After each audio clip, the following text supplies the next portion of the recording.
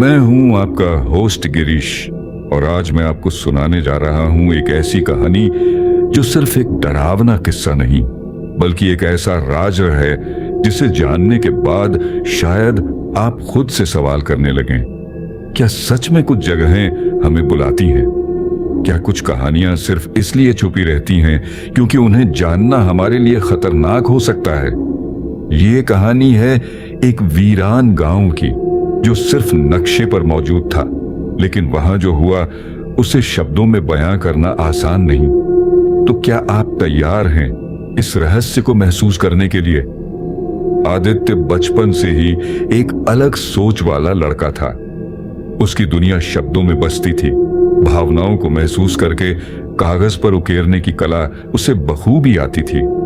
वह सिर्फ शब्दों से शायरी नहीं गढ़ता था बल्कि उस माहौल को जीता था, उसे महसूस करता था, उसकी हर धड़कन को अपने अंदर समाहित कर लेता था। इसी जुनून ने उसे कॉलेज में खास बना दिया था। उसकी शायरियों में सिर्फ शब्द नहीं होते थे बल्कि उन जगहों की रूह भी बसती थी जहां से वे शब्द निकलते थे।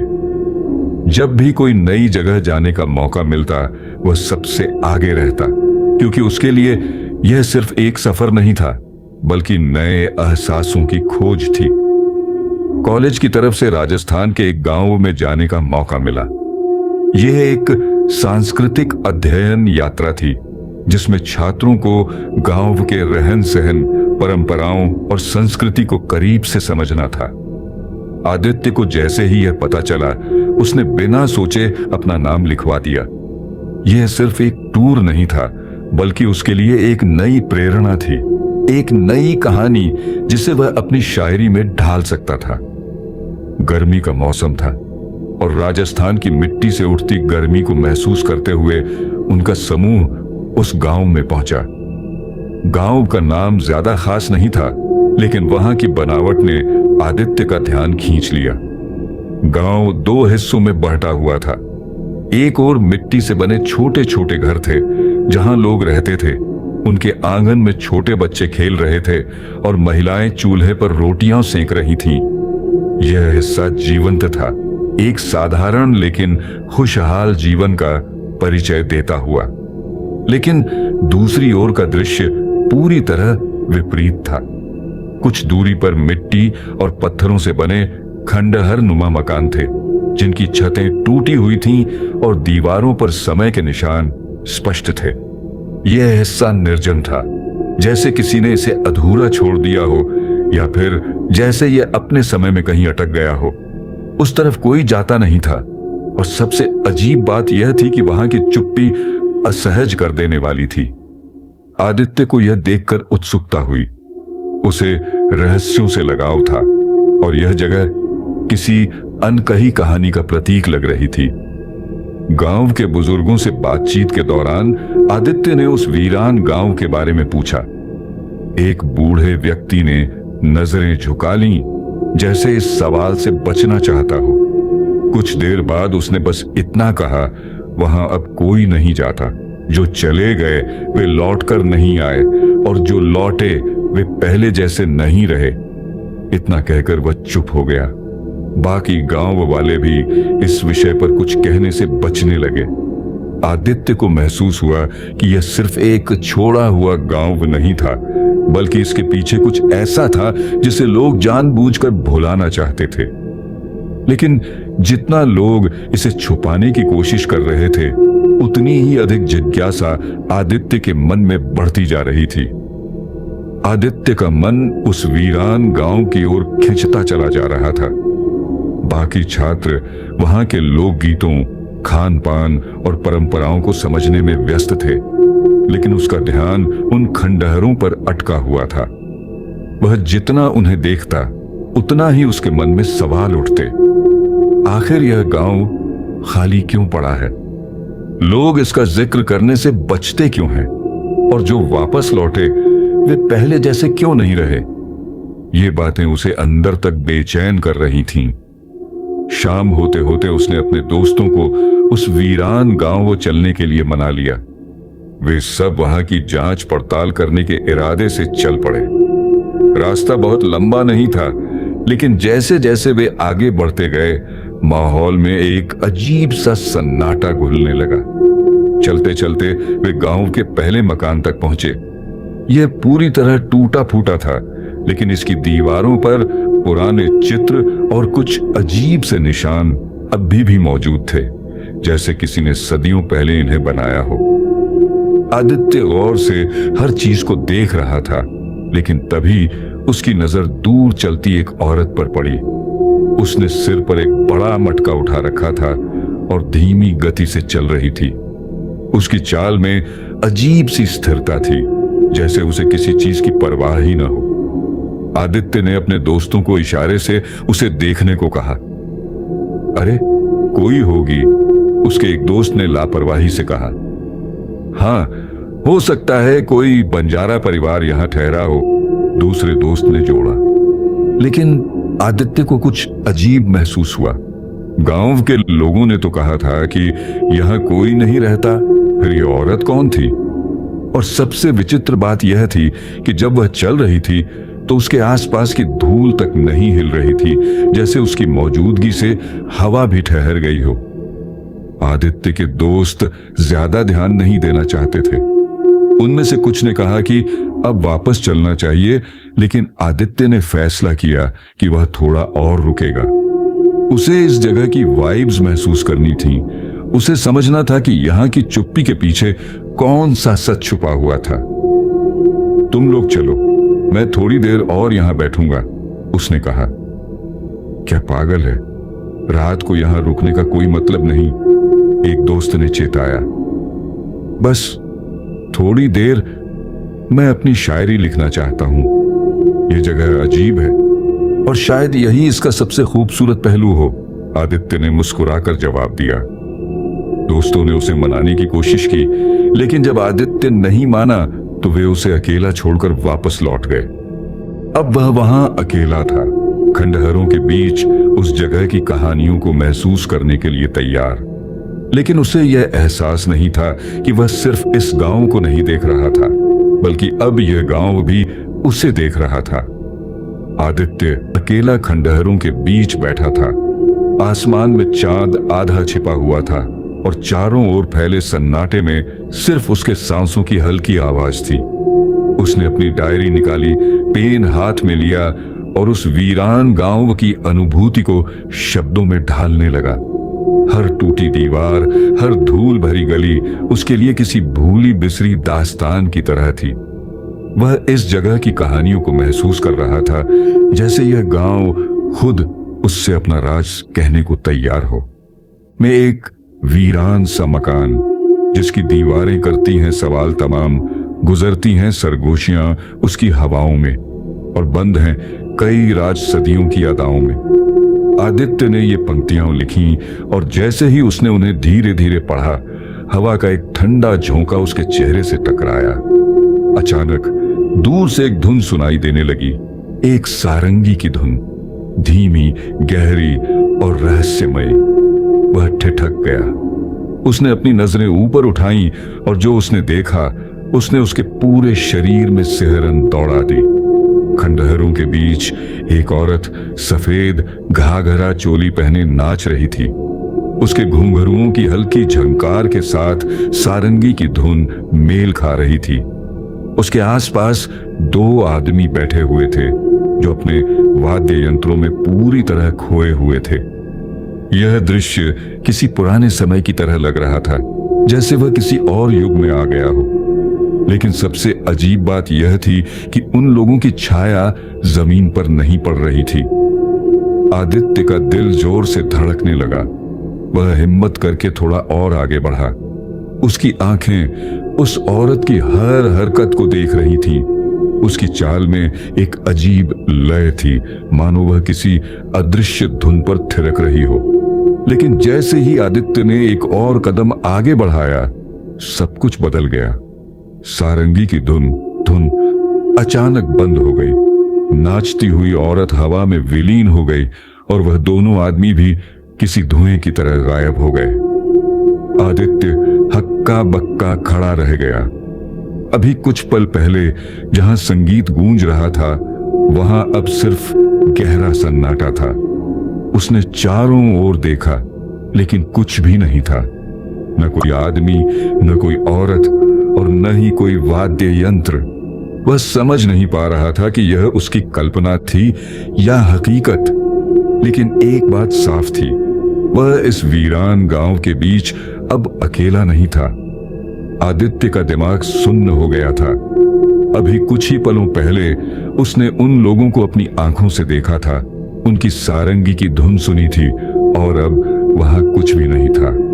बस वीरान खंडहर और भारी सन्नाटा। उसके अंदर एक अनजानी घबराहट उठने लगी। उसने बिना देर किए अपने कदम पीछे खींचे और गांव के बाहर जाने वाले रास्ते की ओर बढ़ा। लेकिन कुछ ही कदम चलते ही उसे एहसास हुआ कि वह फिर उसी जगह लौट आया है जहां से उसने भागना शुरू किया था। उसने पीछे मुड़कर देखा, वही टूटी हुई दीवारें, वही सूखी झाड़ियां, वही वीरान खंडहर। वह रुका नहीं, तेजी से एक और गली में घुस गया। लेकिन कुछ ही दूरी पर जाकर जब उसने चारों ओर देखा तो वह फिर वहीं खड़ा था। उसकी सांसें तेज हो गईं। उसने रास्ते को समझने की कोशिश की, लेकिन हर बार वह घूमकर उसी जगह आ जाता। ऐसा लग रहा था जैसे यह गांव उसके साथ कोई खेल खेल रहा हो, जैसे वह किसी अनदेखी लूप में फंस गया हो। अचानक उसके कानों में किसी के हंसने की आवाज पड़ी। उसने घबराकर एक खंडहर की ओर देखा। वहां कुछ बूढ़े लोग बैठे थे, 4-5 मुरझाए हुए चेहरे, जो आपस में धीमे धीमे बातें कर रहे थे और हंस रहे थे। लेकिन उनका हंसना अजीब था, जैसे वे किसी अनजाने मजाक पर हंस रहे हों। आदित्य ने डरते हुए उनकी ओर देखा, लेकिन वे सब उसे अनदेखा कर रहे थे, जैसे उसकी मौजूदगी का उन्हें कोई एहसास ही न हो। उसने धीरे धीरे पीछे हटने की कोशिश की, लेकिन तभी उसकी पीठ किसी से टकराई। उसका दिल जोर से धड़कने लगा। उसने धीरे धीरे पीछे मुड़कर देखा। वही औरत जो उसने पहले देखी थी अब उसके ठीक सामने खड़ी थी, लेकिन इस बार कुछ अलग था। आदित्य की नजरें उसके पैरों पर पड़ी और उसकी आंखें फटी रह गईं। उसके पैर पूरी तरह जले हुए थे, चमड़ी झुलस चुकी थी, हड्डियां तक झलक रही थीं, लेकिन वह सीधी खड़ी थी बिना किसी तकलीफ के। उसकी हिम्मत नहीं हुई कि वह ऊपर देख सके। वह जानता था कि अगर उसने उसका चेहरा देख लिया तो शायद वह इस जगह से कभी बाहर नहीं निकल पाएगा। उसके रोंगटे खड़े हो गए। उसने अपनी पूरी ताकत लगाई और अंधेरे में बिना कुछ देखे भागना शुरू कर दिया। अब वह कुछ नहीं सोच रहा था, बस भाग रहा था, इस लूप से, इस गांव से, इस औरत से, या शायद किसी ऐसी चीज से जिसे इंसान समझ ही नहीं सकता। आदित्य की सांसें उखड़ रही थीं, उसके कदम लड़खड़ा रहे थे, लेकिन वह भागता ही जा रहा था। उसे नहीं पता था कि वह किस दिशा में जा रहा है, बस इतना पता था कि उसे यहां से निकलना है। हर मोड़ पर उसे वही टूटी हुई दीवारें दिखती, वही वीरान मकान, और हर जगह उसे लगता कि कोई उसे देख रहा है। अचानक उसके सिर में भारीपन महसूस हुआ, आंखों के आगे अंधेरा छाने लगा और उसका शरीर धीरे धीरे सुन्न पड़ने लगा। उसके कदम खुद ब खुद रुक गए, घुटने कांपने लगे और अगले ही पल वह जमीन पर गिर पड़ा। जब उसकी आंखें खुली तो उसे लगा जैसे वह किसी सपने से जागा हो। सूरज की हल्की रोशनी उसकी आंखों पर पड़ रही थी और आसपास कुछ आवाजें गूंज रही थीं। उसने धीरे धीरे अपनी धुंधली नजरों से चारों ओर देखा। वह अपने दोस्तों के बीच था। उसके दोस्त चिंतित नजरों से उसे घेर कर खड़े थे। किसी ने पानी का छिड़काव किया था, कोई उसे हिला रहा था। जैसे ही उसे होश आया, उसके दोस्त उस पर सवालों की बौछार करने लगे। क्या हुआ था? तू बेहोश कैसे हो गया? तू कहां चला गया था? लेकिन आदित्य के पास इन सवालों के जवाब नहीं थे, या शायद वह खुद भी नहीं जानता था कि उसके साथ क्या हुआ था। वह धीरे से उठकर बैठ गया और हल्की आवाज में बोला, कुछ नहीं, बस गर्मी और थकान की वजह से चक्कर आ गया होगा। किसी ने उसकी बात पर ज्यादा शक नहीं किया, लेकिन सुमित, उसका सबसे करीबी दोस्त, उसे ध्यान से देख रहा था। उसकी आंखों में सवाल थे, जैसे वह समझ रहा हो कि आदित्य कुछ छुपा रहा है। लेकिन आदित्य ने कोई और बात नहीं की। वह जानता था कि अगर उसने सच बताया तो कोई भी उस पर यकीन नहीं करेगा। दिन ढलने के बाद आदित्य गांव के एक कोने में अकेला बैठा था। उसके अंदर एक अजीब सी बेचैनी थी। क्या वह सब सच था? क्या वह सच में किसी रहस्यमयी चक्र में फंस गया था, या यह सिर्फ उसका भ्रम था? लेकिन अगर यह भ्रम था तो वह औरत, वह सारंगी की धुन, वह हंसते बूढ़े लोग, ये सब उसे इतना वास्तविक क्यों लग रहा था? इसी सोच में डूबा वह जमीन पर बैठा था कि अचानक उसके सामने एक बूढ़ा बाबा आकर खड़ा हो गया। उनकी आंखों में एक अजीब सी गहराई थी, जैसे उन्होंने जिंदगी के कई रहस्य देखे हों। बाबा ने आदित्य को देखा और धीरे से कहा, कुछ कहानियां दबे रहने में ही भली होती हैं, उन्हें बाहर निकालने वाले कभी कभी खुद खो जाते हैं। आदित्य एकदम से सिहर गया। वह कुछ पूछना चाहता था, लेकिन उससे पहले ही बाबा ने अपने झोले से कुछ निकाला और आदित्य के सामने रख दिया। ये तेरी डायरी है, बाबा ने कहा। आदित्य चौंक गया। वह डायरी जो उसके हाथ से गिर गई थी, जिसे उसने भागते समय पीछे छोड़ दिया था, वह बाबा के पास कैसे आई? उसने कांपते हाथों से डायरी उठाई और जैसे ही उसने उसे खोला, उसकी सांसें रुक गईं। डायरी के सारे पन्ने जले हुए थे। सिर्फ एक ही पन्ना बचा था, जिस पर उसने उस वीरान गांव के बारे में लिखी अपनी शायरी दर्ज की थी। छुपा है धुंध में एक वीरान सा मकान, जिसकी दीवारें करती हैं सवाल तमाम। आदित्य के हाथ कांपने लगे। उसने बाबा की ओर देखा, लेकिन बाबा अब वहां नहीं थे। वह ऐसे गायब हो गए थे जैसे कभी वहां थे ही नहीं। आदित्य के दिल की धड़कनें तेज हो गईं। उसने डायरी को कसकर पकड़ लिया। अब वह समझ चुका था, यह कोई भ्रम नहीं था। यह गांव सच में कुछ छुपा रहा था। लेकिन अब सवाल यह था कि क्या वह इस राज्य को जानना चाहता था, या इसे हमेशा के लिए भुला देना ही बेहतर था? आदित्य रात भर सो नहीं पाया। उसके हाथ में अभी भी वही जली हुई डायरी थी और उसका दिमाग बार बार उसी रात की घटनाओं को दोहरा रहा था। क्या वह सब सच था या सिर्फ उसका भ्रम? क्या वह सच में किसी भूतिया खेल में फंस गया था, या यह सब उसके दिमाग की कोई कल्पना थी?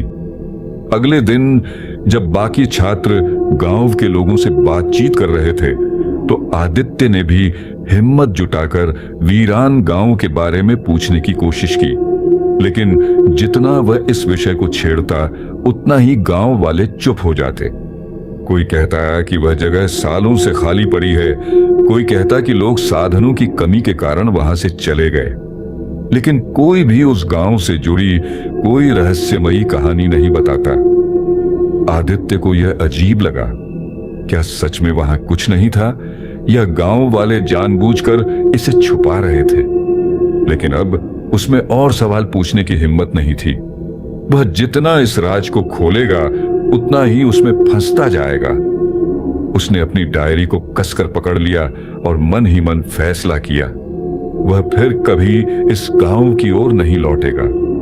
उसने एक बार उस जगह को पार कर लिया था, लेकिन अगर वह दोबारा लौटा तो शायद वह अगली बार खुद को बचा न पाए। बस अब उसे इस कहानी को यहीं छोड़ देना था। ट्रिप खत्म होने के बाद आदित्य से अपने कॉलेज लौट आया, लेकिन वह डायरी अभी भी उसके पास थी। हर बार जब वह उसे खोलता तो वह बचा हुआ पन्ना उसे उसी रात की याद दिला देता। एक रात उसने हिम्मत करके वह पन्ना फिर से पढ़ा। छुपा है धुंध में एक वीरान सा मकान, जिसकी दीवारें करती हैं सवाल तमाम। शब्द वही थे, लेकिन अब वे उसे किसी और ही दुनिया से जुड़े लग रहे थे। आदित्य ने धीरे से डायरी को बंद किया और खुद से आखिरी सवाल किया, क्या यह सब महज मेरा वहम था या मैं सच में किसी भूत या कबीले के जाल में फंस गया था? इस सवाल का जवाब शायद उसे कभी नहीं मिल पाएगा, या शायद यह जवाब उस गांव की वीरान हवाओं में ही कहीं दबा पड़ा था। तो ये थी आज की कहानी, एक ऐसा रहस्य जो शायद कभी सुलझ न सके। क्या आदित्य सच में किसी भूतिया साए में फंस गया था, या यह सब सिर्फ उसका वहम था? क्या कुछ जगहें हमें अपनी ओर खींचती हैं, या ये महज हमारा मन होता है जो खेल खेलता है? इस सवाल का जवाब शायद किसी के पास न हो, लेकिन एक बात तो तय है, कुछ कहानियां जितनी गहरी होती हैं उतनी ही खतरनाक भी। आप क्या सोचते हैं? हमें जरूर बताइए, और मिलते हैं अगली रहस्यमयी कहानी में, जहां अंधेरे में छुपे सच को फिर से उजागर करेंगे।